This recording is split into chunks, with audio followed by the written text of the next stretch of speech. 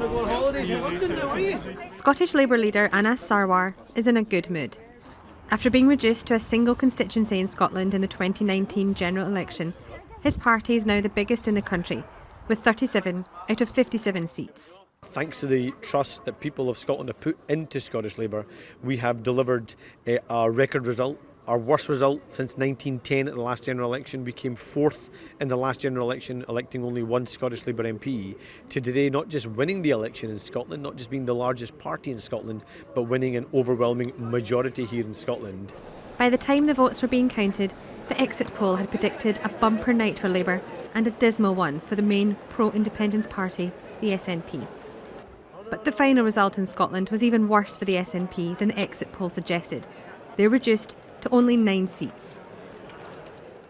I would sort of countenance against thinking necessarily that the independence issue is dead.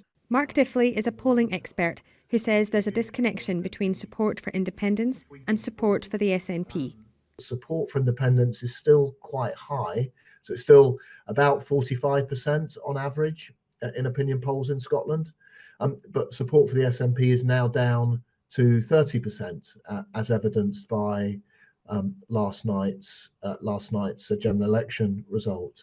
So what effectively that means is that a huge chunk of people who support independence have deserted the SNP, and the vast majority of those people have given their vote to Labour.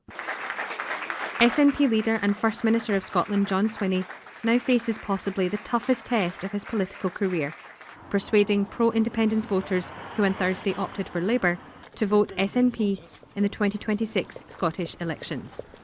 That could be a hard sell, given they've been the party of government for 17 years already. In many ways, perceptions of the SNP have very little to do with independence and more to do with dissatisfaction at the management of public services, unpopular leaders, and a series of scandals about how the party manages its money. After losing the 2014 independence referendum, then First Minister Alex Salmond said of independence, "The dream shall never die." The 2024 UK-wide general election has made the path to achieving that dream all the more complicated. Claire Herriot, TRT World, Glasgow.